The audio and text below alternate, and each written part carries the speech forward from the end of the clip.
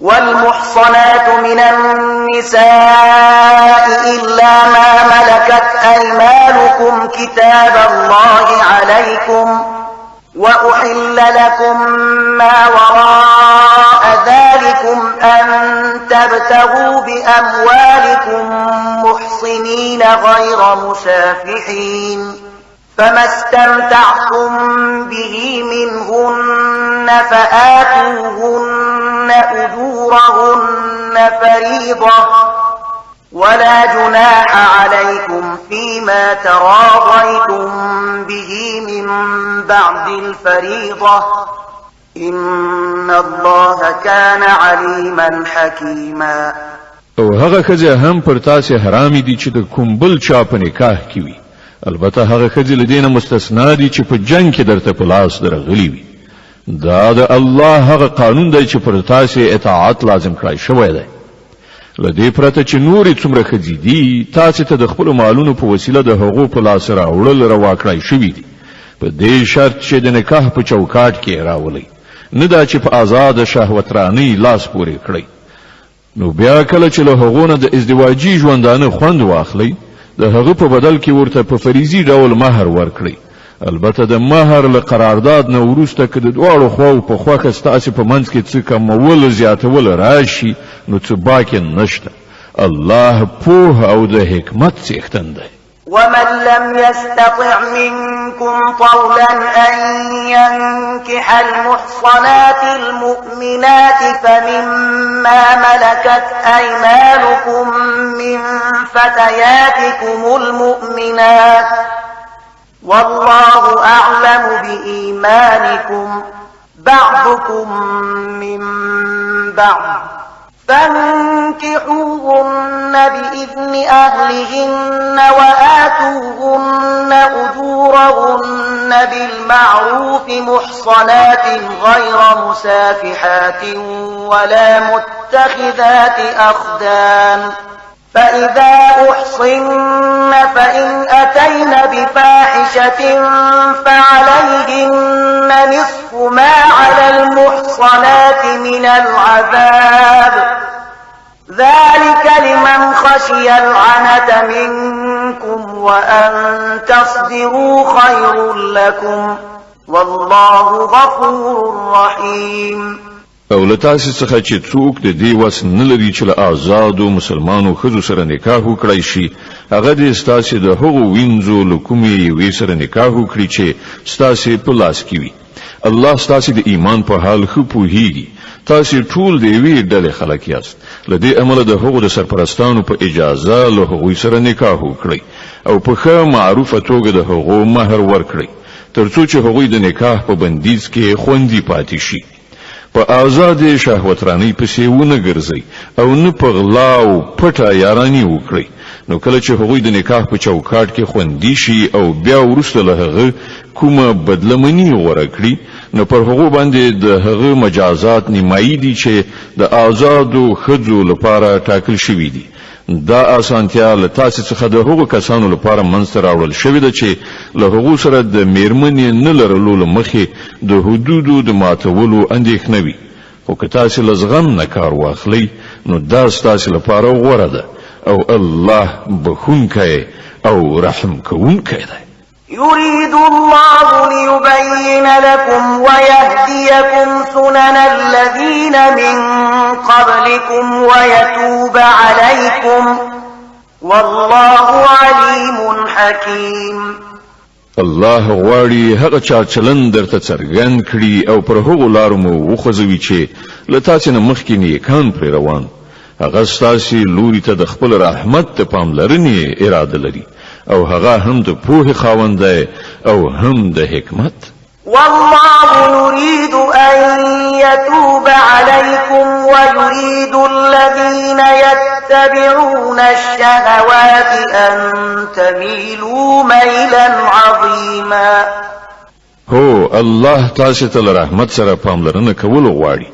کوم خلک چې د خپل نفسي غوښتنو پیروي کوي هغوی دا غواړي چې تاسې له سمې لارې نه ډیر لرې شئ. يريد الله أن يخفف عنكم وخلق الإنسان ضعيفا الله پر تاسې د بندیزونو آسانول غواړي ځکه چې انسان بې وسه یعنی ضعیف هست کړی شوی دی.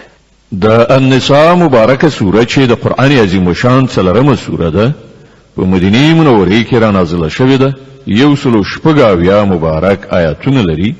تلاوت او پښتو ترجمه یې له 9 آیت څخه اورئ. يا أيها الذين آمنوا لا تأكلوا أموالكم بينكم بالباطل إلا أن تكون تجارة عن تراض منكم ولا تقتلوا أنفسكم إن الله كان بكم رحيما. اے مؤمنان په خپل منځو کې یو د بل مالونه په ناروا توګه مخوري راکړه ورکړه دي د دواړو خواو په خوخي سره وي او خپل ځانونه مو وژنئ باور ولرئ چې الله پر تاسو مهربان دی. ومن يفعل ذلك عدوانا وظلما فسوف نصليه نارا وكان ذلك على الله يسيرا. څوک چې په ظلم او تیری سره داسې وکړي هغه به ارومرو مونږ اور ته ننباسو او دا د الله لپاره څه ګران کار نه دی. إن تجتنبوا كبائر ما تنهون عنه نكفر عنكم سيئاتكم وندخلكم مدخلا كريما. که تاسو له هغو سترو ګناهونو څخه ډډه وکړئ چې تاسو ورڅخه منع کیږئ نو تاسو وړي ګناهوي به مونږ له حساب وګرځو او تاسو به د عزت ځای ته ننباسو.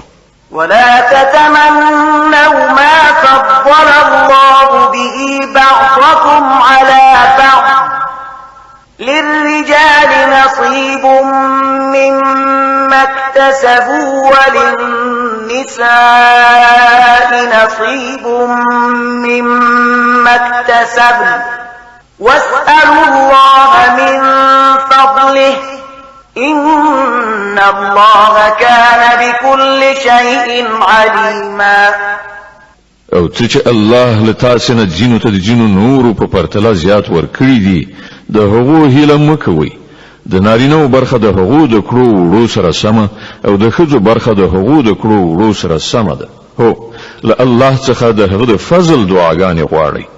په دې کې شک نشته چې الله په هر څه پوه دی. ولكل جعلنا موالي مما ترك الوالدان والأقربون والذين عقدت أيمانكم فآتوهم نصيبهم إن الله كان على كل شيء شهيدا. او موږ د هغه ترکیه حقداران ټاکلي دي چې مور او پلار او خپلوانی پرېږدي. اوس پاتې شول هغه خلک چې له هغو سره ستاسې لوز او تړون وي نو د هغو برخه ورکړئ. بېشکه چې الله په هر څه څارونکی دی. الرجال قوامون على النساء بما فضل الله بعضهم على بعض وبما أنفقوا من أموالهم. الصالحات قانتات حافظات للغيب بما حفظ الله واللاتي تخافون نشوزهن فعظوهن واهجروهن في المضاجع واضربوهن فإن أطعنكم فلا تبغوا عليهن سبيلا إن الله كان عليا كبيرا. نارینه پر ښځو مسلط اداره چین دي لدې عمله چې الله د هغو جینو ته پر جینو نورو لوړتیا وربخلې ده او لدې کبله چې نارینه خپل مالونه لګوي نو کومې ښځې چې صالح دي هغوی د فرمان مننې خوی لري او د نارینه‌و په غیاب کې د الله د ساتنې او څارنې لاندې د هغو د حقوقو ساتنه کوي. او تاسو چې د کومو ښځو له سرغړونې څخه اندېښمن یاست هغوی لومړی پوه کړئ او بیا د خوب ځایونه ورڅخه جلا کړئ او بیا یې ووهئ. نو که هغوی ستاسې فرمان برداري شي نو هغو ته د لاس غځونې لپاره بې ځایه پلمې مه جوړوئ. باور ولرئ چې له پاسه الله شته دی چې لوی او لوړ دی. وإن خفتم شقاق بينهما فابعثوا حكما من أهله وحكما من أهلها إن يريدا إصلاحا يوفق الله بينهما إن الله كان عليما خبيرا. او که تاسو چیرته د میړه او میرمنې د اړیکو د خرابېدو په باب اندېښمن یاست نو یو منځګړی د میړه له خپلوانو څخه او یو د میرمنې له خپلوانو څخه وټاکئ. که هغوی دواړه روغه جوړه کول وغواړي نو الله به د هغوی دواړو ترمنځ د توافق لاره برابره کړي. الله په هر څه پوه او باخبره دی. واعبدوا الله ولا تشركوا به شيئا وبالوالدين إحسانا وبذي القربى واليتامى والمساكين والجار ذي القربى والجار الجنب والصاحب بالجنب وابن السبيل وما ملكت أيمانكم إن الله لا يحب من كان مختالا فخورا. او تاسو ټول د الله بندگی وکړئ. له هغه سره هیڅوک شریک منیسئ. له مور او پلار سره غوره رویه وکړئ. له خپلوانو، یتیمانو او مسکینانو سره نیک چلند وکړئ. او له خپلوانو گاونډیو سره، پردیو گاونډیو سره، د څنګه ملګری او پردي سره او له هغو وینځو او غلامانو سره چې ستاسو په لاس کې وي د احسان چارچلند وکړئ. باور ولرئ چې الله یو داسې څوک نه خوښوي چې په خپل انګیرنه مغرور وي او په خپل لوړتیا ویاړي. الذين يبخلون ويأمرون الناس بالبخل ويكتمون ما آتاهم الله من فضله وأعتدنا للكافرين عذابا مهينا. او داسې کسان هم د الله نه خوښیږي چې بخیلی کوي او نورو ته هم د بخیلی کولو لارښوونه کوي او هغه څه پټوي چې الله په خپله پیرزوینه هغو ته ورکړي دي. د دغه راز نعمت منکرو خلکو لپاره مونږ رسوا کوونکی عذاب تیاری کړی دی. والذين ينفقون أموالهم رئاء الناس ولا يؤمنون بالله ولا باليوم الآخر ومن يكن الشيطان له قرينا فساء قرينا. او هغه خلک هم د الله نه خوښیږي چې خپل مالونه صرف خلکو ته د ښودلو لپاره لګوي او په حقیقت کې نه پر الله ایمان لري نه د آخرت په ورځ. رښتیا دا ده چې شیطان چې د چا ملګری شي د هغه ډیره بده ملګرتیا په برخه شوه. وماذا عليهم لو آمنوا بالله واليوم الآخر وأنفقوا مما رزقهم الله وكان الله بهم عليما. پر دغه خلکو به څه بلا نازله شوې وه که دوی پر الله او د آخرت په ورځ ایمان راوړی وای او څه چې الله ورکړي دي له هغو نه یې لګولي وای. که دوی داسې کولای نو له الله څخه د دوی د نیکۍ حالت پټ نه پاتې کیږي. إن الله لا يظلم مثقال ذرة وإن تك حسنة يضاعفها ويؤت من لدنه أجرا عظيما. الله پر هیڅ چا د یوې ذرې په اندازه هم ظلم نه کوي. څوک چې یو نیکي وکړي الله هغه دوه چنده کوي او بیا له خپل لوري څخه ستر ثواب ور په برخه کوي. فكيف إذا جئنا من كل أمة بشهيد وجئنا بك على هؤلاء شهيدا. نو زیر شي چې دوی به په هغه وخت کې څه وکړي چې موږ له هر امت نه یو شاهد راولو او پر دغه امت باندې تا یعنی محمد صلی الله علیه وسلم شاهد تیر کړو. يومئذ يود الذين كفروا وعصوا الرسول لو تسوى بهم الأرض ولا يكتمون الله حديثا. په هغه وخت کې به هغه ټول خلک چې د پیغمبر لارښوونې ونه منلې او له هغه څخه یې سرکشي وکړه هیله وکړي چې کاشکې ځمکه وچوي او هغوی پکې ننوځي. هلته به دوی خپله هیڅ کومه خبره له خدایه پټه نشي کړای.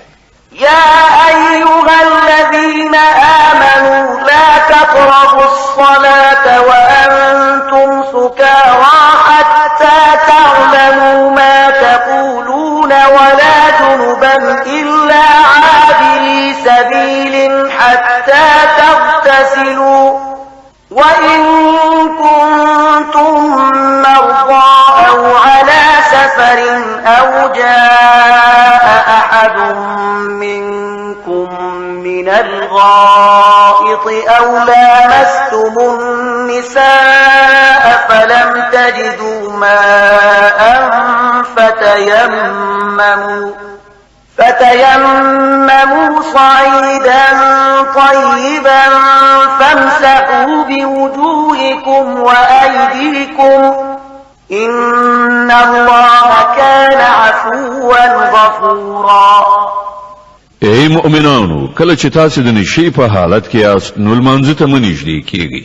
لمونځ باید په داسې وخت کې وکړئ چې تاسو پوهیږئ چې څه وایاست او همداراز د جنابت په حالت کې هم لمانځه ته منځدې کیږي تر څو چې ملنبلی نه وي مګر دا چې په لار تیریدونکي یعنی مسافر یاست او که کله داسې وي چې تاسو ناروغان وي یا په سفر کې وي یا له تاسو نه څوک قضای حاجت وکړي راشي یا تاسو ښځو سره یو ځای شوي یاست او بیا اوبه نه مومئ نو له پاکې خاورې نه کار واخلئ او له هغې نه خپل مخونه او لاسونه مسح کړئ. بېشکه الله له نرمۍ نه کار اخیستونکی او بخښنه کوونکی دی. ألم تر إلى الذين أوتوا نصيبا من الكتاب يشترون الضلالة ويريدون أن تضلوا السبيل والله أعلم بأعدائكم وكفى بالله وليا وكفى بالله نصيرا. تا هغه خلک لیدلی دي چې هغه ته د کتاب د علم یو څه برخه ورکړی شوې ده. هغوی خو په خپل د گمراهۍ خریداران ګرځېدلی دي او غواړي چې تاسو هم لار ورکه کړئ. الله ستاسو دښمنان ښه پیژني او ستاسو د مرستې او ملاتړ لپاره یوازې الله کافي دی. من الذين هادوا يحرفون الكلم عن مواضعه ويقولون سمعنا وعصينا واسمع غير مسمع وراعنا ليا بألسنتهم وطعما في الدين ولو أنهم قالوا سمعنا وأطعنا واسمع وانظرنا لكان خيرا لهم وأقوم ولكن لعنهم الله بكفرهم فلا يؤمنون إلا قليلا. د يهوديانو څخه داسې کسان دي چې کلمې د هغو د درستو ځایونو څخه تعریف کوي او وایي اورو او نافرمانی کو او واوره په داسې حال کې چې اورول شوی نه او د خپل ژبو په تاوولو سره او په دین کې د تعانی په توګه وایي راینا خو که دوی ویلي وایي چې اورو او اطاعت کو او واوره او په موږ نظر لره نو دغه کار به د دوی لپاره ښه او مناسب خو الله دوی باندې د دوی د کفر له کبله لعنت کړی دی نو دوی ایمان نه راوړي مګر لږ شمېر. يا أيها الذين أوتوا الكتاب آمنوا بما نزلنا مصدقا لما معكم من قبل أن نغمس وجوها فنردها على أدبارها أو نلعنهم كما لعنا أصحاب السبت وكان أمر الله مفعولا.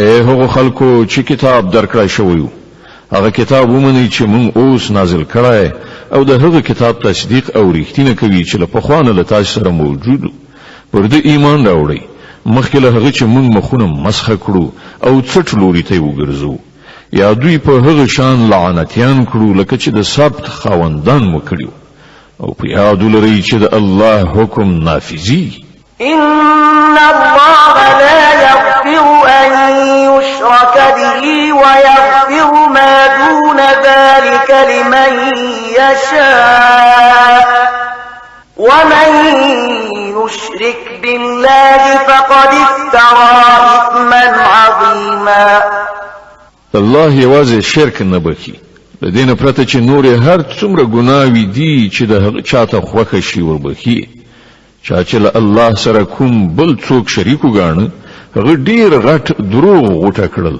او د ډیر لوی ګناه خبره وکړه ألم تر إلى الذين يزكون أنفسهم بل الله يزكي من يشاء ولا يظلمون فتيلا تا هغه خلک لیدلی دي چې د خپل زیات پاک نفسي غوري وهي په داسې حال کې چې سپېڅلتیا خو چې الله چاته وغواړي ور په برخه کوي او پر هغو دی وی زری په اندازه هم ظلم نکي انظر كيف يفترون على الله الكذب وكفى به إثما مبينا خنو ګوره پر الله باندې د دروغو له تړلو نه د دوی چورت نه خرابېږي او د دوی د څرګندې ګناهکارۍ لپاره همدا یو ګناه کافي ده ألم تر إلى الذين أوتوا نصيبا من الكتاب يؤمنون بالجبت والطاغوت ويقولون للذين كفروا هؤلاء أهدى من الذين آمنوا سبيلا آیاتا هو خلکو ته ندی کتلی چې د کتاب له علم څخه یو څه برخه ورکړی شوې ده او د هغو حالت دا دی چې جبت او طاغوت مني او د کافرانو په باب وایي چې له ایمان راوړونکو څخه خو د هم دوی لاره زیاته سمه ده أولئك الذين لعنهم الله ومن يلعن الله فلن تجد له نصيرا همداسې خلک دي چې الله پر لعنت کړی دی او په چا باندې چې الله لعنت وکړي بیا ته د هغه لپاره هیڅ مرستندوی نشي موندلی أم لهم نصيب من الملك فإذا لا يؤتون الناس نقيرا آیا په حکومت کې هغوی برخوال دي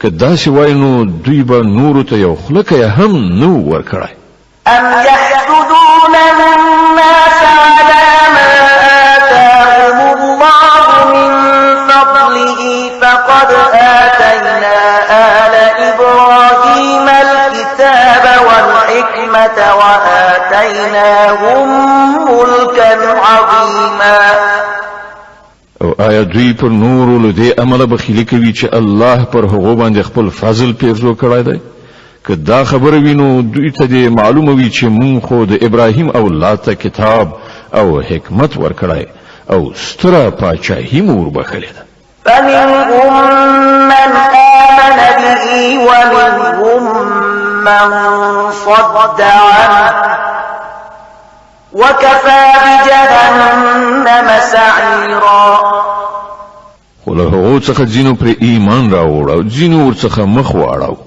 او مخړونکو ته خو یوازې د دوزخ او جن اور کافي ده إن الذين كفروا بآياتنا سوف نصليهم نارا كلما نضجت جلودهم بدلناهم جلودا غيرها ليذوقوا العذاب إن الله كان عزيزا حكيما کوم خلکو چې زمونږ د آیاتونو لمنلو څخه انکار کړی دی هغوی به ارومرو مونږ اور ته ننباسو او کله چې د هغوی د بدن په ټوکي وسوځول شي نو د هغو پر ځای به نور په ټوکي ورکو تر څو چې هغوی د عذاب خوند ښه وڅکي الله ډیر زور ور دی او د خپل فیصلو د عملي کولو په حکمت ډیر ښه پوهیږي. والذين آمنوا وعملوا الصالحات سندخلهم جنات تجري من تحتها الأنهار خالدين فيها أبدا لهم فيها أزواج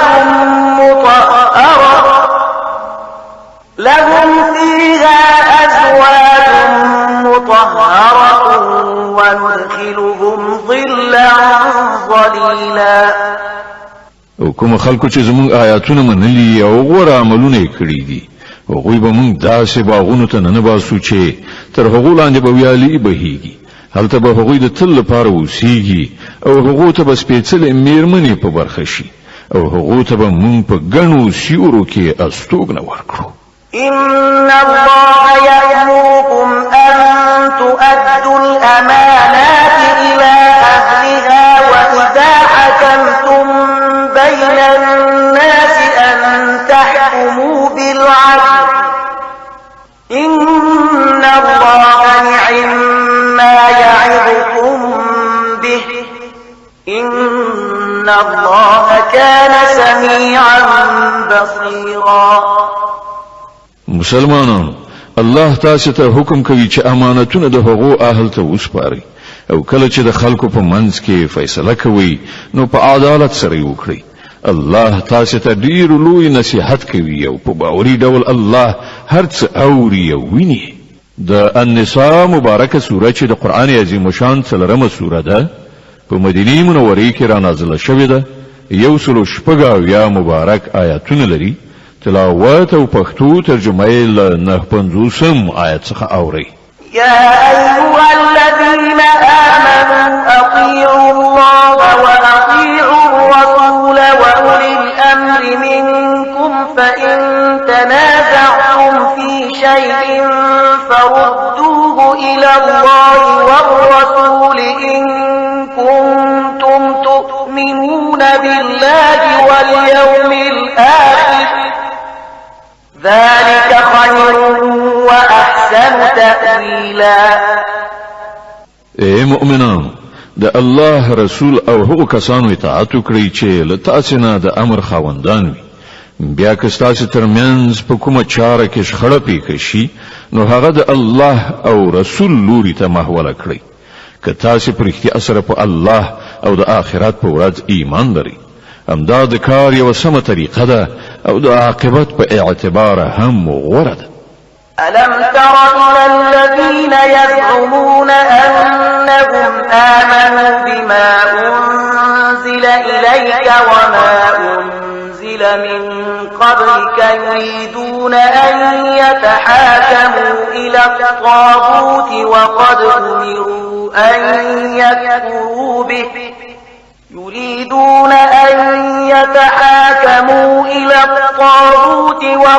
أمروا أن يكفروا به ويريد الشيطان أن يضلهم ضلالا بعيدا.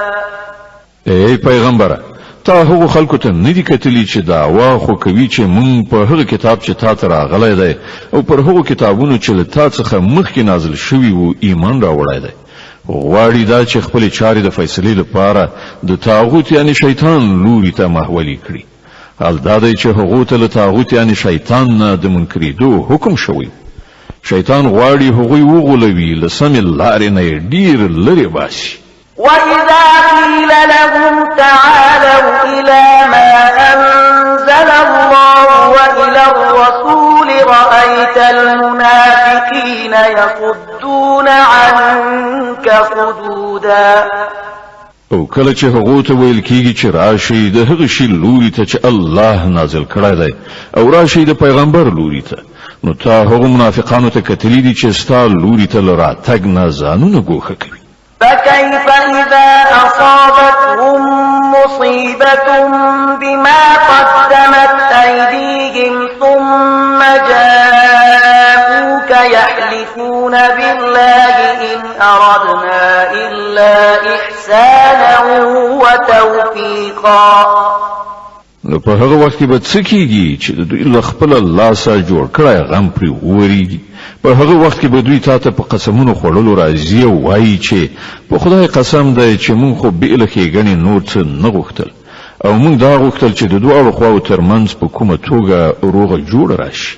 أولئك الذين يعلم الله ما في قلوبهم فأعرض عنهم وعظهم وقل لهم في أنفسهم قولا بليغا.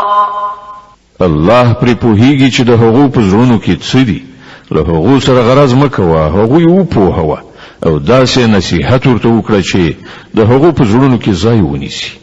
وما أرسلنا من رسول إلا ليطاع بإذن الله ولو أنهم إذ ظلموا أنفسهم جاءوك فاستغفروا الله واستغفر لهم الرسول لوجدوا الله توابا رحيما.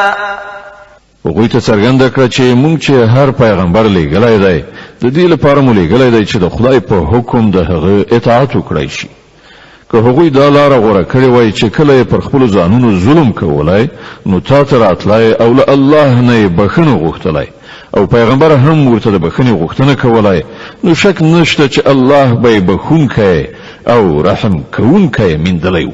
فلا وربك لا يؤمنون حتى يحكموك فيما شجر بينهم ثم لا يجدوا في أنفسهم حرجا مما قضيت ويسلموا تسليما. نه ای محمد، ستا په رب قسم چې دوی هیڅ کله مؤمنان نشي کېدای تر څو چې دوی په خپل منځي شخړو کې تا فیصله کوونکی ونه مني. بیا چې څه فیصله وکړي پر هغې باندې په خپلو زړونو کې هم څه تنګي احساس نه کړي بلکې له سره تر پایه ومني. ولو أنا كتبنا عليهم أن اقتلوا أنفسكم أو اخرجوا من دياركم ما فعلوه إلا قليل منهم ولو أنهم فعلوا ما يوعظون به لكان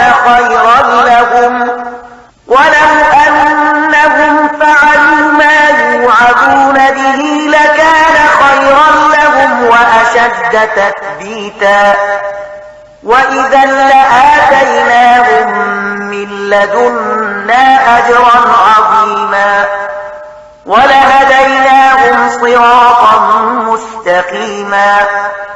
کوم هغه ته حکم کړی وای چې خپل ځانونه ووژني یا له خپل کورونو څخه ووځي نو له هغه څخه به ډیرو لږو کسانو پر عمل کړی وای. په داسې حال کې کوم نصیحت چې هغه ته کول کیږي که دوی پر هغه عمل کړی وای نو دا به دوی لپاره د ډیر خوالي او زیاتې ډاډینې موجب او چې کله دوی داسې کولای نو موږ به دوی ته خپل لوري نه ډیر زیات ثواب ورکړی وای او دوی ته به مو سم لاره ښودلې وای. ومن يطع الله والرسول فأولئك مع الذين أنعم الله عليهم من النبيين والصديقين والشهداء والصالحين وحسن أولئك رفيقا. څوک چې د الله او پیغمبر اطاعت وکړي دوی به د هغو خلکو ملګري وي چې پر هغو باندې الله پیرزوینه کړې ده یعنی پیغمبران، صدیقان، شهیدان او صالحان. څومره ښه ده دا ملګرتیا چې چاته په برخه شي. ذلك الفضل من الله وكفى بالله عليما. دا حقیقي پیرزوینه ده چې د الله له لوري کیږي او د حقیقت پوهنې لپاره یوازې د الله علم کافي ده. يا أيها الذين آمنوا خذوا حذركم فانفروا ثبات أو انفروا جميعا. ای مؤمنانو هر وخت مقابله لپاره چمتو اوسئ. بیا چې څنګه وخت مومي د بیلابیلو ټولګیو په توګه ووځئ یا یو موټی. وإن منكم لمن ليبطئن فإن أصابتكم مصيبة قال قد أنعم الله علي إذ لم أكن معهم شهيدا. هو هر څوک چې له تاسو نه داسې وي چې له جګړې نه ځان ګوښه کوي که پر تاسو کوم مصیبت راشي نو وایي الله پر ما باندې لویه مهرباني وکړه چې زه له دې خلکو سره لاړ نه شوم. ولئن أصابكم فضل من الله ليقولن كأن لم تكن بينكم وبينه مودة يا ليتني كنت معهم فأفوز فوزا عظيما. او که د الله له لوري پر تاسو لورینه وي نو وایي او په دا شان وایي چې د چا خبره ستاسو او د هغه ترمنځ د دوستۍ خو سره کومه اړیکه نه وه چې کاش کې زه هم له هغو سره وای نو پوره کار به مې برابر شوی. فليقاتل في سبيل الله الذين يشرون الحياة الدنيا بالآخرة ومن يقاتل في سبيل الله فيقتل أو يغلب فسوف نؤتيه أجرا عظيما. دا سه خلکو ته د ښکاروي چې د الله په لار کې جنگیدل هغو خلکو ته پکار دي چې د آخرت په بدل کې د دنیا ژوند خرڅوي نو چې د الله په لار کې وجنګيږي او وژل شي یا برلاس شي هغه ته به موږ ارومرو ستر ثواب ور په برخه کړو. وما لكم لا تقاتلون في سبيل الله والمستضعفين من الرجال والنساء والولدان الذين يقولون ربنا أخرجنا من هذه القرية الظالم أهلها واجعل لنا من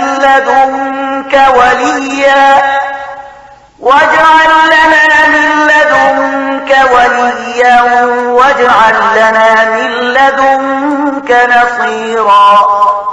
اخر څه دلیل دی چې تاسو د الله په لار کې د هغو بېوسې نارینهو ښځو او ماشومانو په خاطر نه جنګیږئ چې کمزوري کړای شوي دي تر فشار لاندې نیول شوي دي او فریادونه کوي چې خدایه موږ له دې وطنه چې اوسیدونکي ظالمان دي وباسي او له خپل لوري نه زموږ کوم سرپرست او مرستندوی پیدا کړي.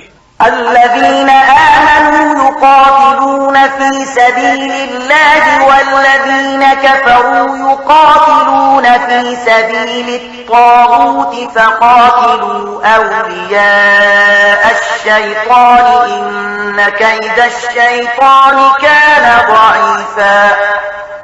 کوم خلکو چې د ایمان لاره غوره کړې ده هغوی د الله په لاره کې جنګیږي او کوم کسانو چې د کفر لاره غوره کړې ده هغوی د طاغوت یعنی شیطان په لاره کې جنګیږي. نو د شیطان له ملګرو سره وجنګیږي او باور ولرئ چې د شیطان د سیسې په حقیقت کې ډېرې کمزوري دي.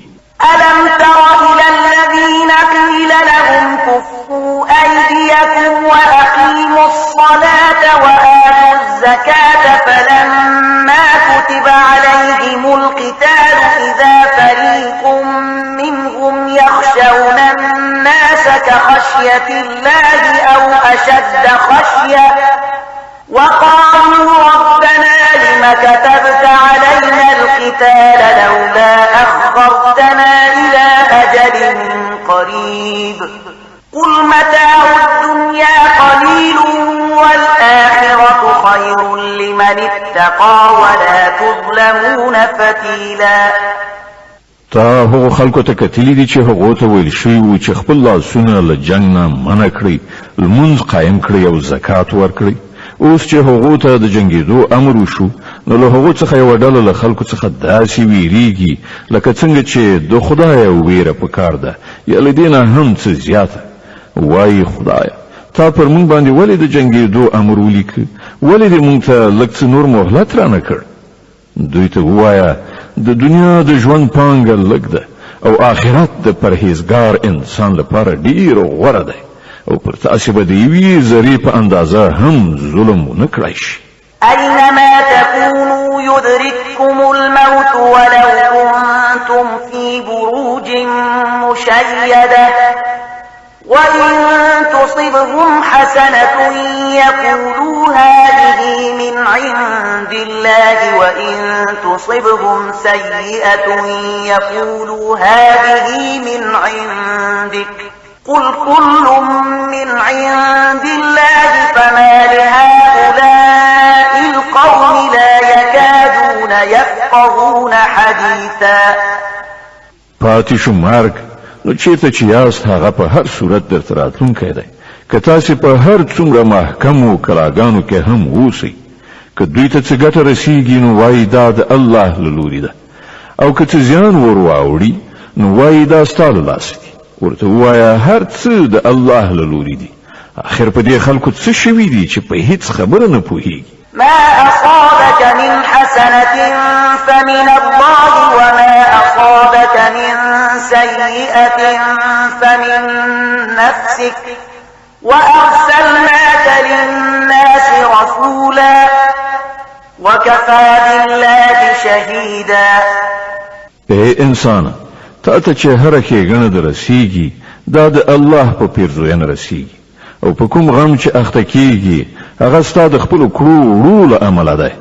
ای محمد صلی الله علیه وسلم مونږ ته د خلکو لپاره د پیغمبر په حیث لیږلی او په دې باندې د خدای شاهدي کافي ده. من يطع الرسول فقد أطاع الله ومن تولى فما أرسلناك عليهم حفيظا.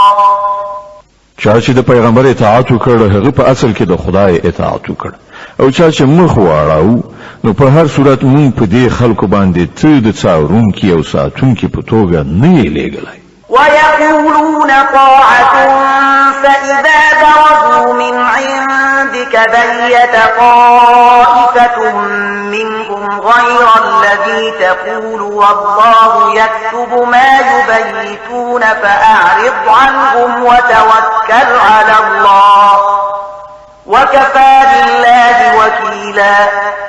هغوی په خوله وایي چې مونږ فرمان بردار یو خو کله چې ستا له څنګ نه لرې کېږي نو د هغوی یوه ډله د شپې له مخې سره راټولیږي ستا د خبرو په خلاف مشورې کوي. الله د هغوی دا ټولې پټې مشورې لیکي. ته د هغو پروا مه کوه او پر الله توکل وکړه همغه د توکل لپاره کافي دی. د النساء مبارکه سوره چې د قرآن عظیم شان څلورمه سوره ده په مدینې منورې کې را نازله شوې ده 186 مبارک آیتونه لري. تلاوت او پښتو ترجمه یې له 82 آیت څخه اورئ. أفلا يتدبرون القرآن ولو كان من عند غير الله لوجدوا فيه اختلافا كثيرا. آیا دا خلق قرآن ته نظر کیږي که دا د الله نه پرته د کوم بل چا له لوري وای نو په دې کې به ډېر څه ګډ وډ بیان موندل کېده. وإذا جاءهم أمر من الأمن أو الخوف أذاعوا به ولو ردوه إلى الرسول وإلى أولي الأمر منهم لعلمه الذين يستنبطونه منهم ولولا فضل الله عليكم ورحمته لاتبعتم الشيطان إلا قليلا.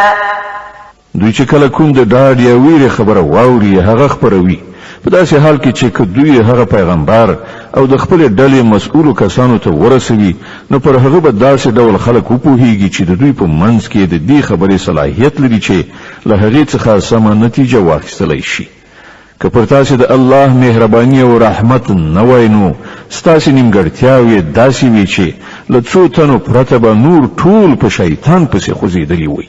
فقاتل في سبيل الله لا تكلف إلا نفسك وحرض المؤمنين عسى الله أن يكف بأس الذين كفروا والله أشد بأسا وأشد تنكيلا. اے پیغمبره ته د الله په لار کې وجنګېږه ته له خپل ځانه پرته د بل هیڅ چا لپاره مسؤل نه یې. البته مؤمنان د جنګېدو لپاره وهڅوه لرې نه ده چې الله د کافرانو زور مات کړي. د الله زور تر ټولو ډیر زیات او د هغه سزا تر ټولو ډیره سخته ده. من يشفع شفاعة حسنة يكن له نصيب منها ومن يشفع شفاعة سيئة يكن له كفل منها وكان الله على كل شيء مقيتا. څوک چې د نیکۍ سپارښت وکړي هغه به له همغې څخه برخه ومومي او څوک چې د بدۍ سپارښت وکړي هغه به له همغې نه برخه ومومي او الله په هر شي نظر لرونکی دی. وَإِذَا حُيِّيتُم بِتَحِيَّةٍ فَحَيُّوا بِأَحْسَنَ مِنْهَا أَوْ رُدُّوهَا إِنَّ اللَّهَ كَانَ عَلَى كُلِّ شَيْءٍ حَسِيبًا. او څوک چې په درناوي سره تاسو ته سلام واچوي نو هغه ته له هغې نه په ښه توګه ځواب ورکړئ یا لږ تر لږه په همغه شان. الله د هر شي حساب اخیستونکی دی. الله لا إله إلا هو ليجمعنكم إلى يوم القيامة لا ريب فيه ومن أصدق من الله حديثا. الله هغه دی چې له هغه پرته هیڅ کوم بل خدای نشته. هغه به تاسو ټول د قیامت په هغه ورځ را ټول کړي چې د هغې په راتګ کې هیڅ کوم شک شبهه نشته او د الله له خبرې ډیره زیاته ریښتینې خبره د بل چا کېدی شي. فما لكم في المنافقين فئتين والله أركسهم بما كسبوا أتريدون أن تهدوا من أضل الله ومن يضلل الله فلن تجد له سبيلا. نو دا پر تاسو څه شوي دي چې د منافقانو په باب ستاسو په منځ کې دوه مفکورې موندل کیږي. په داسې حال کې کومې بدۍ چې هغو ګټلې دي د هغو له امله الله هغوی بیرته په شا ګرځولي دي. آیا تاسو غواړئ چاته چې الله هدایت نه وي کړی هغه ته تاسو هدایت وکړئ؟ حال دا چې څوک چې د الله له لارې واوړي د هغه لپاره ته کومه لاره نشي پیدا کولی. ودوا لو تكفرون كما كفروا فتكونون سواء فلا تتخذوا منهم أولياء حتى يهاجروا في سبيل الله فإن تولوا فخذوهم واقتلوهم حيث وجدتموهم ولا تتخذوا منهم وليا ولا نصيرا. هغوی خدا غواړي لکه چې څنګه په خپل کافران دي همغسې تاسې هم کافران شي تر څو چې تاسې او هغوی ټول سره برابر شي. له دې امله له هغو نه هیڅوک خپل دوستان منیسئ تر څو چې هغوی د خدای په لار کې هجرت ونه کړي او که هغوی له هجرت نه من راوړي نو چیرته چې ومومئ وینیسئ او ویې وژنئ او له هغوی نه هیڅ یو خپل دوست او مرستندوی مه ګرځوئ. إلا الذين يصلون إلى قوم بينكم وبينهم ميثاق أو جاءوكم حصرت صدورهم أن يقاتلوكم أو يقاتلوا قومهم ولو شاء الله لسلطهم عليكم فلقاتلوكم فإن اعتزلوكم فلم يقاتلوكم وألقوا إليكم السلم فما جعل الله لكم عليهم سبيلا. البته هغه منافقان له دې حکم څخه مستثنا دي چې له یو داسې قوم سره یو ځای شي چې له هغه سره ستاسو تړون وي. دغه راز هغه منافقان هم مستثنا دي چې تاسو ته راځي او له جګړې نه زړه تورن دي نه له تاسو سره جنګېدل غواړي او نه له خپل قوم سره. که الله غوښتلی نو هغوی به پر تاسو مسلط کړي وای او هغوی به هم در سره جنګېدلی وای.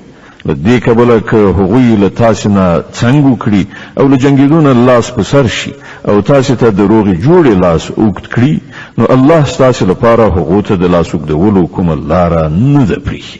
ستجدون آخرين يريدون أن يأمنوكم ويأمنوا قومهم كلما ردوا إلى الفتنة أركسوا فيها فإن لم يعتزلوكم ويلقوا إليكم السلم ويكفوا أيديهم فخذوهم واقتلوهم حيث ثقفتموهم وأولئكم جعلنا لكم عليهم سلطانا مبينا. تاسو به یو بل ډول داسې منافقان وګورئ چې غواړي له تاسو سره هم په امن ووسیږي او له خپل قوم سره هم، خو چې هر کله د فتنې فرصت په لاس ورشي بې موجبه به پکې ځان وغورځوي. دغه راز خلک ستاسو له مقابلې نه په څنګ نشي او تاسو ته دروغې جوړې پیشنهاد ونه کړي او لاس وانه خلي، نو چې هر چیرته مو وموندل ونیسئ او ویې وژنئ. پر هغو باندې د لاس پورته کولو لپاره مونږ تاسو ته ښکاره سند درکړی دی. وما كان لمؤمن أن يقتل مؤمنا إلا خطأ، ومن قتل مؤمنا خطأ فتحرير رقبة مؤمنة ودية مسلمة إلى أهله إلا أن يصدقوا، فإن كان من قوم عدو لكم وهو مؤمن فتحرير رقبة مؤمنة، وإن كان من قوم بينكم وبينهم ميثاق فدية، وإن كان من قوم بينكم وبينهم ميثاق فدية مسلمة إلى أهله وتحرير رقبة مؤمنة، فمن لم يجد فصيام شهرين متتابعين توبة من الله، وكان الله عليما حكيما. دا د یو مؤمن کار نه دی چې بل مؤمن ووژني، مګر دا چې خطای ورڅخه وشي او څوک چې کوم مؤمن په خطای سره ووژني نو د هغه کفاره دا ده چې یو مؤمن له غلامۍ نه آزاد کړي او د وژل شوي وارثانو ته د وینو بیه ورکړي، مګر دا چې هغوی خونی وبخي. خو که هغه وژل شوی مسلمان له کوم داسې قوم څخه و چې له هغه سره ستاسې دښمني وي نو د هغه کفاره د یو مؤمن غلام آزادول دي، او که هغه د کوم یو داسې نامسلمان قوم وګړی و چې له هغه سره ستاسې تړون نو د هغه وارثانو ته به د وینو بیه ورکول او د یو مؤمن غلام آزادول وي. نو که څوک غلام ونه مومي پرلپسې د 2 میاشتې روژه ونیسي، دا په دې ګناه باندې الله ته د توبې ایستلو طریقه ده او الله د علم او پوهې خاوند دی. ومن يقتل مؤمنا متعمدا فجزاؤه جهنم خالدا فيها وغضب الله عليه ولعنه وأعد له عذابا عظيما. پاتې شو هغه څوک چې کوم مؤمن له پوهې او ادراک سره سره ووژني نو د هغه سزا دوزخ دی چې په هغه کې به د تل لپاره استوګن وي. پر هغه باندې د الله غضب او لعنت دی او الله د هغه لپاره سخت عذاب تیار کړی دی.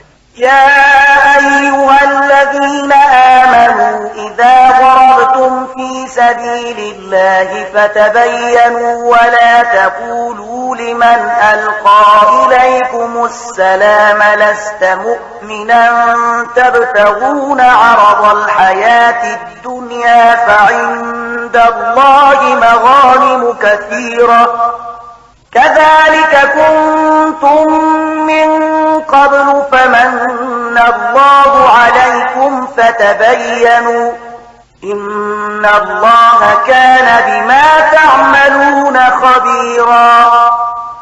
اے مؤمنان، کله چې د الله په لار کې د جهاد لپاره ووځئ نو د دوست او دښمن په منځ کې توپیر وکړئ او څوک چې تاسو ته سلام واچوي هغه ته سمدلاسه مه وایاست چې ته مؤمن نه یې.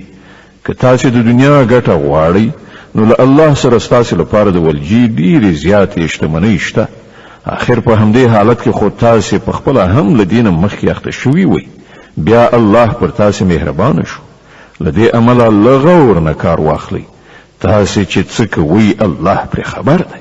لا يستوي القاعدون من المؤمنين غير أولي الضرر والمجاهدون في سبيل الله بأموالهم وأنفسهم فضل الله المجاهدين بأموالهم وأنفسهم على القاعدين درجة وكلا وعد الله الحسنى وفضل الله المجاهدين على القاعدين أجرا عظيما درجات منه ومغفرة ورحمة وكان الله غفورا رحيما.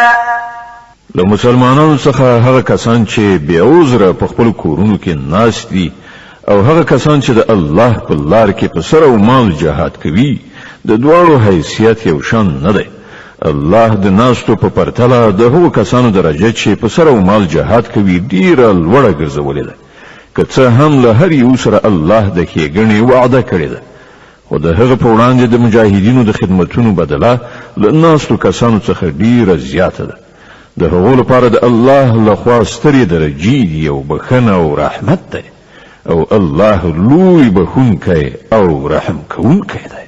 إن الذين توفاهم الملائكة ظالمي أنفسهم قالوا فيم كنتم قالوا كنا مستضعفين في الأرض قالوا ألم تكن أرض الله واسعة فتهاجروا فيها فأولئك مأواهم جهنم وساءت مصيرا. کوم خلکو چې په خپل نفسونو ظلم کاوه پرېختو له هغو څخه د هغو د ساخیستلو په وخت کې پوښتنه وکړه چې تاسو په څه حال کې اخته وئ. هغوی ځواب ورکړ چې موږ په ځمکه کې کمزوري او مجبورو. پرېختو ویل آیا د خدای ځمکه پراخه نه وه چې تاسو په هغې کې هجرت کړی وای؟ دا هغه خلک دي چې استوګنځای دوزخ دی او هغه ډیر بد استوګنځای دی. إلا المستضعفين من الرجال والنساء والولدان لا يستطيعون حيلة ولا يهتدون سبيلا فأولئك عسى الله أن يعفو عنهم وكان الله عفوا غفورا. هو کوم نارینه ښځې او ماشومان چې په رښتیا بې وسې دي او د وتلو کومه لاره او وسیله نه مومي کیدای شي چې الله هغو ته بښنه وکړي. الله لوی بښونکی او تېرېدونکی دی. د النساء مبارکه سوره چې د قرآن عظیم شان 4مه سوره ده په مدینې منورې کې رانازله شوې ده. 106 مبارک آیاتونه لري. تلاوت او پښتو ترجمه یې له 3 آیات څخه اورئ. ومن يهاجر في سبيل الله يجد في الأرض مراغما كثيرا وسعة ومن يخرج من بيته مهاجرا إلى الله ورسوله ثم يدركه الموت فقد وقع أجره على الله وكان الله غفورا رحيما. څوک چې د الله په لاره کې هجرت وکړي هغوی به په ځمکه کې د پناه اخیستلو ډیر ځایونه او د ژوند تیرولو لپاره ډیره پراخي ومومي. او څوک چې له خپل کوره د الله او پیغمبر خواته د هجرت کولو لپاره وځي بیا په لاره کې ورته مرګ راشي د هغه ثواب د الله په نزد ثابت شو. الله ډیر بخښونکی او رحیم دی. وإذا ضربتم في الأرض فليس عليكم جناح أن تقصروا من الصلاة إن خفتم أن يفتنكم الذين كفروا إن الكافرين كانوا لكم عدوا مبينا. او کله چې تاسو په سفر ووتلی نو څه باک نشته که په لمانځه کې لنډوالی وکړئ. په تیره بیا کله چې تاسو سره دا ویره وي چې کافران به مو وځوروي ځکه چې هغوی په ښکاره څرګنده ستاسې دښمنۍ ته ملا تړلې ده. وإذا كنت فيهم فأقمت لهم الصلاة فلتقم طائفة منهم معك وليأخذوا أسلحتهم فإذا سجدوا فليكونوا من ورائكم ولتأت طائفة أخرى لم يصلوا فليصلوا معك وليأخذوا حذرهم وأسلحتهم ود الذين كفروا لو تغفلون عن أسلحتكم وأمتعتكم فيميلون عليكم ميلة واحدة ولا جناح عليكم إن كان بكم أذى من مطر أو كنتم مرضى أن تضعوا أسلحتكم وخذوا حذركم إن الله أعد للكافرين عذابا مهينا. او ای پیغمبر، کله چې ته د مسلمانانو په منځ کې او د جنگ په حالت کې له هغو سره په لمانځه ولاړې، نو په کار ده چې له هغو سره یوه ډله له تا سره ودرېږي او وسله دې اخیستې وي. بیا چې کله هغوی سجده وکړه نو په وروسته دې لاړ شي او هغه بله ډله چې تر اوسه یې لمونځ نه دی کړی را دې شي له تا سره دې لمونځ وکړي او هغه دې هم تیار سي او په وسله سمبال وسي. ځکه چې کافران دې ته څارو دي چې که تاسې له خپلو وسلو او خپلو تجهیزاتو نه لږ شان غافل شي نو هغوی به پر تاسې یو وار توی شي. البته که تاسې د باران له امله تکلیف احساس کړئ یا ناروغان اوسئ نو په وسله ایښودلو کې څه باک نشته، خو بیا هم څارو اوسئ. باور ولرئ چې الله د کافرانو لپاره رسوا کوونکی عذاب تیار کړی دی. فإذا قضيتم الصلاة فاذكروا الله قياما وقعودا وعلى جنوبكم فإذا اطمأننتم فأقيموا الصلاة إن الصلاة كانت على المؤمنين كتابا موقوتا.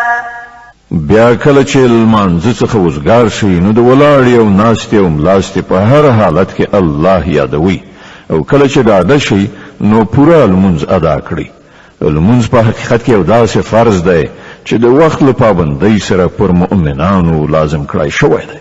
ولا تهنوا في ابتغاء القوم إن تكونوا تألمون فإنهم يألمون كما تألمون وترجون من الله ما لا يرجون وكان الله عليما حكيما. د دې ډلې په تعقیبولو کې سستی مه کوئ. که تاسې کړاو ګالئ نو ستاسې په شان هغوی هم کړاو ګالي او تاسې له الله نه د هغه څه هیلهمند یاست چې هغوی یې هیلهمند نه دي. الله پر هر څه پوهیږي او هغه د حکمت او پوهې خاوند دی.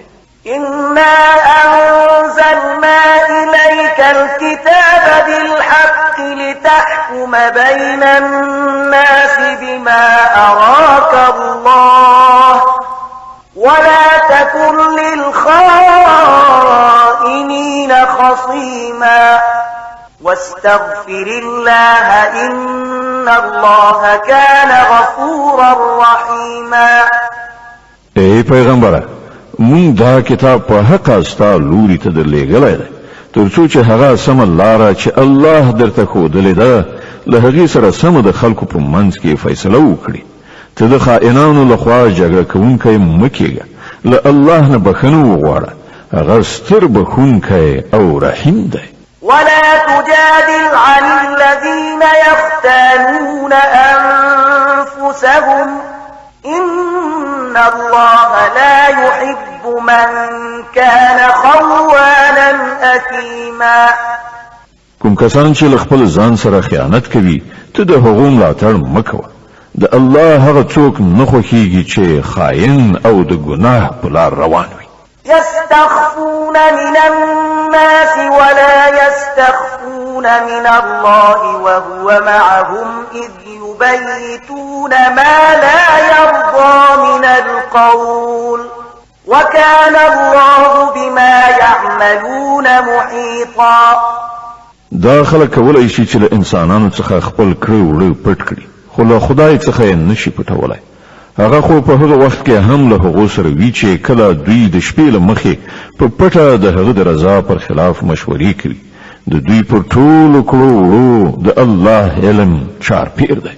ها أنتم هؤلاء جادلتم عنهم في الحياة الدنيا فمن يجادل الله عنهم يوم القيامة أم من يكون عليهم وكيلا. هو تاسو خو په دنیوي ژوند کې د دې مجرمانو جنگ په خپل سر واخیست خو د قیامت په ورځ به د دوی له لوري څوک جګړه وکړي خنو هلته به څوک د دوی وکالت وکړي. ومن يعمل سوءا أو يظلم نفسه ثم يستغفر الله يجد الله غفورا رحيما. که څوک بد عمل وکړي یا پر خپل ځان ظلم وکړي او له هغه وروسته الله څخه بخښنه وغواړي نو الله به بخښونکی او رحیم ومومي. ومن يكسب إثما فإنما يكسبه على نفسه وكان الله عليما حكيما. وڅوک چې بدی وګټي نو د هغه دا ګټه به د همغه لپاره وبال وي. الله پر ټولو خبرو خبر دی او هغه د پوهې او حکمت خاوند دی. ومن يكسب خطيئة أو إثما ثم يرم به بريئا فقد احتمل بهتانا وإثما مبينا. او چا چې کومه خطا یا ګناه وکړه او د هغې تورې پر کوم بې ګناه ولګاوه هغه نو د لوی بهتان او څرګندې ګناه پیټی وتاړه. ولولا فضل الله عليك ورحمته لهمت طائفة منهم أن يضلوك وما يضلون إلا أنفسهم وما يضرونك من شيء وأنزل الله عليك الكتاب والحكمة وعلمك ما لم تكن تعلم وكان فضل الله عليك عظيما. ای پیغمبر کله الله فضل پرتان نه وای او د هغه د رحمت نه برخوردار نه وای نو د هغه یوې ډلې خو په غلط پوهنه یعنی گمراهی کې ستاسو غرزولو فیصله کړې و. په داسې حال کې چې په حقیقت کې هغه له خپل ځان پرته هیڅوک په غلط پوهنه یعنی گمراهی کې نه غرزاو او تاته هیڅ ځان نشو اړولای. الله پر تا کتاب او حکمت نازل کړای دی او تاته هغه څه خو دلی دي چې تاته معلوم نو او پر تا باندې د هغه مهرباني ډیره زیاته. لا خير في كثير من نجواهم إلا من أمر بصدقة أو معروف أو إصلاح بين الناس ومن يفعل ذلك ابتغاء مرضات الله فسوف نؤتيه أجرا عظيما. د خلکو په پټو خبرو اترو کې زیاتره څه ښېګڼه نه وي. هو که څوک په پټه توګه د صدقې او خیرات لارښوونه وکړي یا د کوم ښه کار لپاره یا د خلکو په چارو کې د اصلاح کولو لپاره چاته څه ووایي نو البته دا ښه خبره ده او څوک چې د الله د خوشحالولو په خاطر داسې وکړي هغه ته به مونږ لوی ثواب ور په برخه کړو. ومن يشاقق الرسول من بعد ما تبين له الهدى ويتبع غير سبيل المؤمنين نوله ما تولى ونصله جهنم وساءت مصيرا. خو چا چې د پیغمبر دښمنۍ ته ملا تړلې وي او د مؤمنانو له طریقې نه پرته په کومه بله لاره لاړ شي په داسې حال کې چې سمه لار ورته څرګنده شوې وي نو هغه به مونږ په همغه لوري وخوځوو چې هغه لوري ته هغه په خپله ورګرځېدلی او هغه به دوزخ ته ننباسو چې خورا بد استوګنځی دی.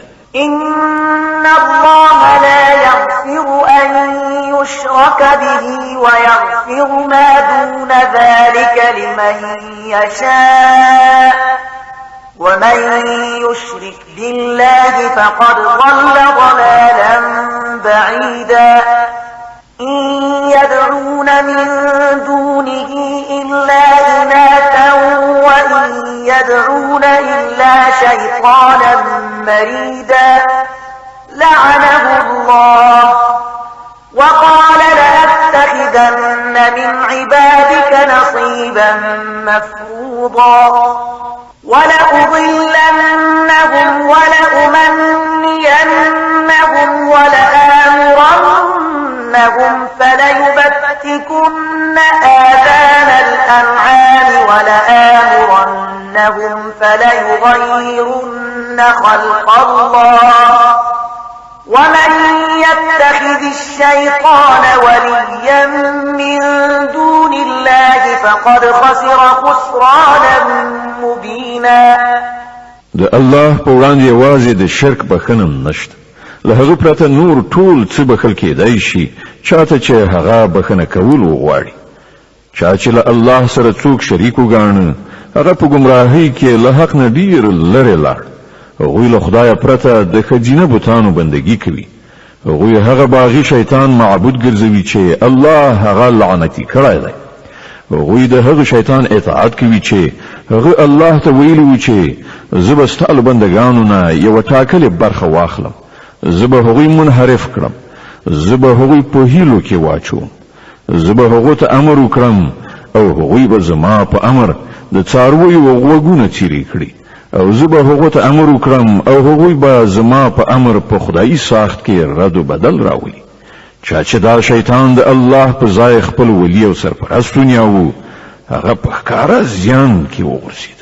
يعدهم ويمنيهم وما يعدهم الشيطان إلا غرورا.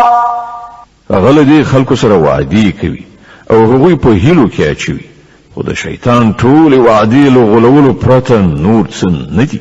أولئك مأواهم جهنم ولا يجدون عنها محيصا. د دې خلکو استوګنځای دوزخ دی چې له هغه نه به دوی د ژغورنې هیڅ لاره ونه مومي.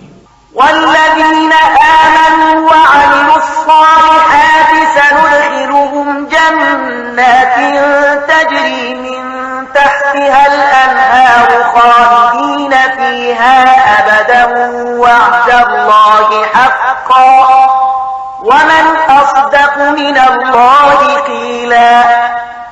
پاتې شول هغه خلک چې ایمان راوړي او ښه کارونه وکړي، نو موږ به هغوی داسې باغونو ته ننباسو چې تر هغو لاندې به ویالې بهیږي او هغوی به پکې د تل لپاره استوګن وي. دا د الله رښتینې وعده ده او له الله نه به زیات څوک په خپله خبره کې رښتینی وي. ليس بأمانيكم ولا أماني أهل الكتاب من يعمل سوءا يجز به ولا يجد له من دون الله وليا ولا نصيرا. د چارو عاقبت نستاسې په هیلو پورې تړلی دی، نه د اهل کتابو په هیلو پورې. هر څوک چې بد وکړي د هغه سزا به ومومي او د الله په مقابله کې به د ځان لپاره هیڅ کوم ملاتړ او مرستندوی ونشي موندلی. ومن يعمل من الصالحات من ذكر أو أنثى وهو مؤمن فأولئك يدخلون الجنة ولا يظلمون نقيرا. او څوک چې ښه عملونه وکړي که هغه نارینه وي او که ښځه په دې شرط چې هغه مؤمن وي نو همداسې خلک به جنت ته ننوځي او د یوې ذرې په اندازه به د هغو په حق کې ظلم ونشي. ومن أحسن دينا ممن أسلم وجهه لله وهو محسن واتبع ملة إبراهيم حنيفا واتخذ الله إبراهيم خليلا. او څوک دی ښه دیندار له هغه چا نه چې الله ته ځان وسپاره او په نیکوکارۍ لاس پورې کړ، په یوه لاره لوري روان شو، د ابراهیم د مسلک پیروي وکړه، د هغه ابراهیم مسلک چې الله هغه په دوستۍ نیولی. ولله ما في السماوات وما في الأرض وكان الله بكل شيء محيطا. په اسمانونو او ځمکه کې چې هر څه دی د الله دی او د الله علم له هر څه نه چاپیر دی. ويستفتونك في النساء قل الله يفتيكم فيهن وما يتلى عليكم في الكتاب في يتامى النساء اللاتي لا تؤتونهن ما كتب لهن وترغبون أن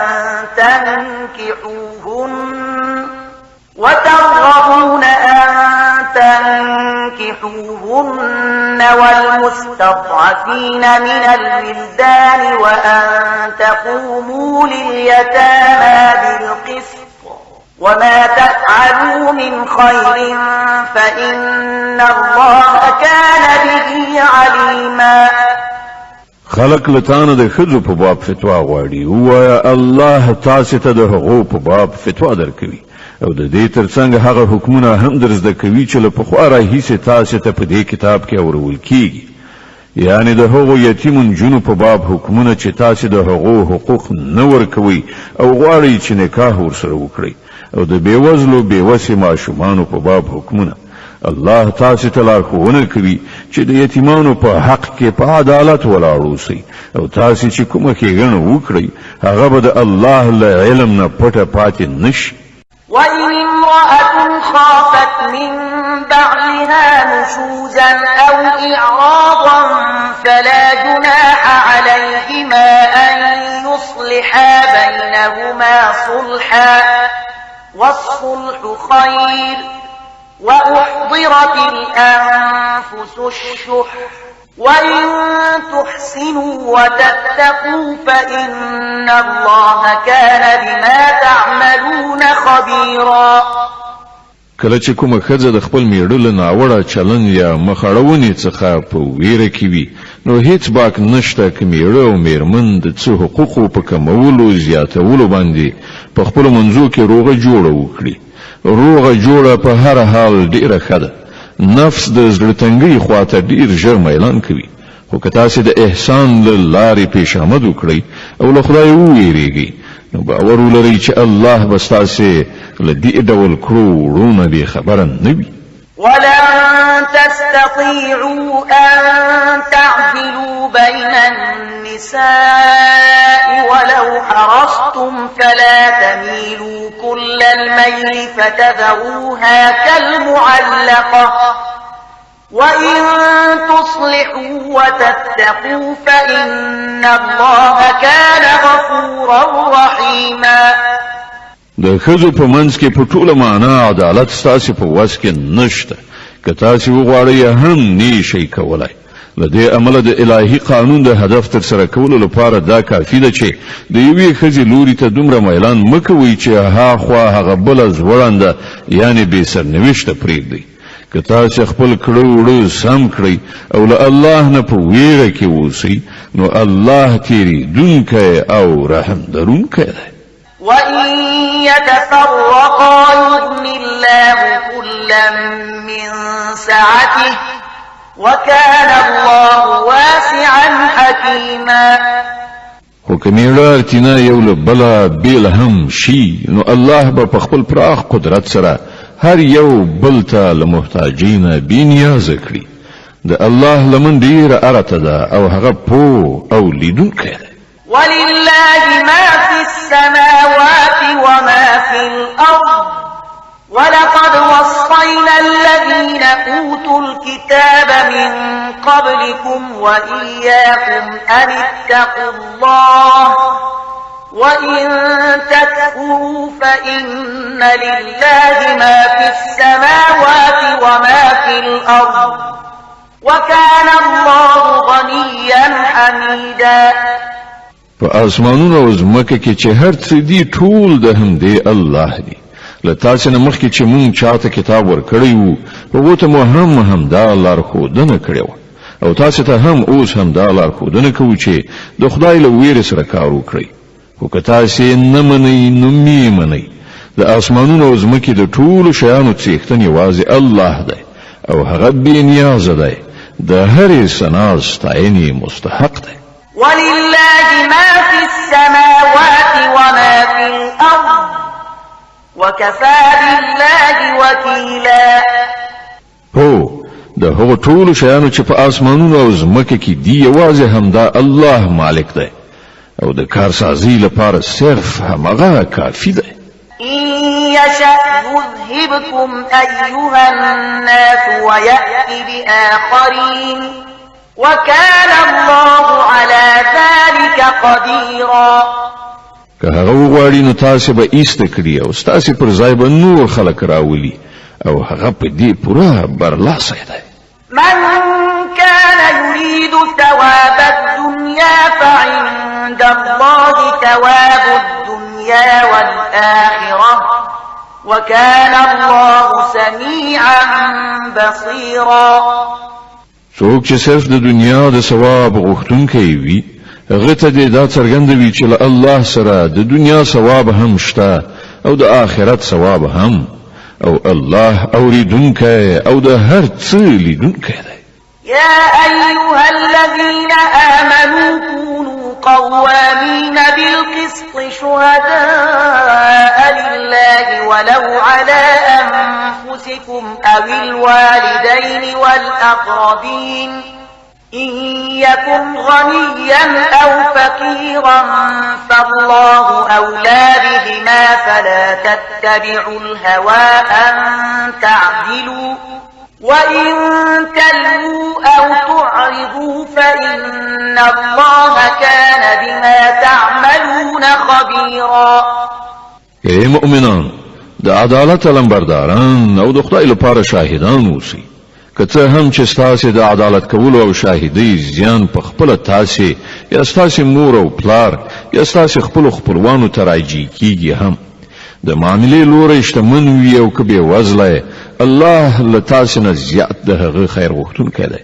په دې اساس د خپلو نفسي غوښتنو د پیروي له امله عدالت مه پرېږدئ او که تاسو ګډې وډې وایاست یا له رښتیا ویلو نه ډډه وکړئ نو وپوهیږئ چې تاسو چې څه کوئ الله پرې خبر دی. يا أيها الذين آمنوا بالله ورسوله والكتاب الذي نزل على رسوله والكتاب الذي أنزل من قبل ومن يكفر بالله وملائكته وكتبه ورسله واليوم الآخر فقد ضل ضلالا بعيدا. اے مؤمنان په الله او پر رسول او په هغه کتاب ایمان راوړئ چې الله پر خپل پیغمبر باندې نازل کړی دی او په هر هغه کتاب چې لدینه مخکې هغه نازل کړی دی. چا چې الله د هغه له پرښتو د هغه له کتابونو د هغه له رسولانو او د آخرت له ورځې نه انکار وکړ هغه په گمراهۍ کې سرګردان ډیر لرې لاړ. إن الذين آمنوا ثم كفروا ثم آمنوا ثم كفروا ثم ازدادوا كفرا لم يكن الله ليغفر لهم ولا ليهديهم سبيلا. پاتې شول هغه کسان چې ایمان راوړ بیا کافر شول بیا په خپل کفر کې زیات پرمختګ وکړ نو الله به هیڅ کله هغه ته بخنه نه کړي او نه به هیڅ کله هغه ته سم لار وخی. بشر المنافقين بأن لهم عذابا أليما. او کوم منافقان چې مؤمنان پرېږدي له کافرانو سره ملګرتیا کوي هغه ته دا زیری واوروه چې د هغو لپاره دردناکه سزا تیاره ده. الذين يتخذون الكافرين أولياء من دون المؤمنين أيبتغون عندهم العزة فإن العزة لله جميعا. ایا دا خلک د عزت لاسته راوړلو لپاره هغو ته ورځي په داسې حال کې چې هر راز عزت یوازې د الله لپاره ده. وقد نزل عليكم في الكتاب أن إذا سمعتم آيات الله يكفر بها ويستهزأ بها فلا تقعدوا معهم حتى يخوضوا في حديث غيره إنكم إذا مثلهم إن الله جامع المنافقين والكافرين في جهنم جميعا.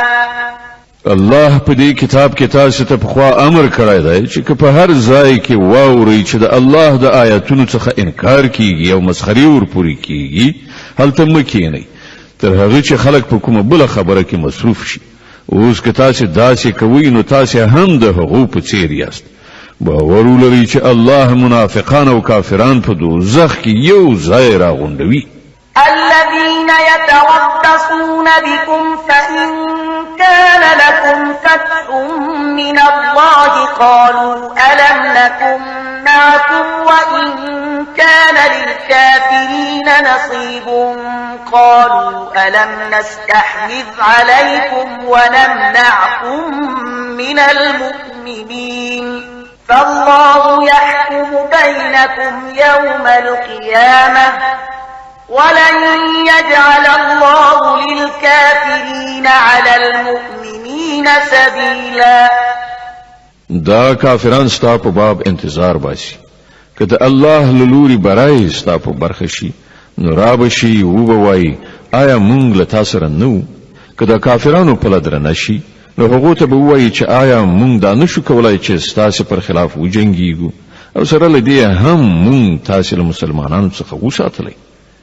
خنو الله بستاسي او د هغو معاملې د آخرت په ورځ فیصله کړي او په دې فیصله کې الله د کافرانو لپاره پر مسلمانانو باندې د برلاسي کېدو هیڅ کومه لار نه ده جوړه کړې. إن المنافقين يخادعون الله وهو خادعهم وإذا قاموا إلى الصلاة قاموا كسالى يراءون الناس ولا يذكرون الله إلا قليلا مذبذبين بين ذلك لا إلى هؤلاء ولا إلى هؤلاء ومن يضلل الله فلن تجد له سبيلا.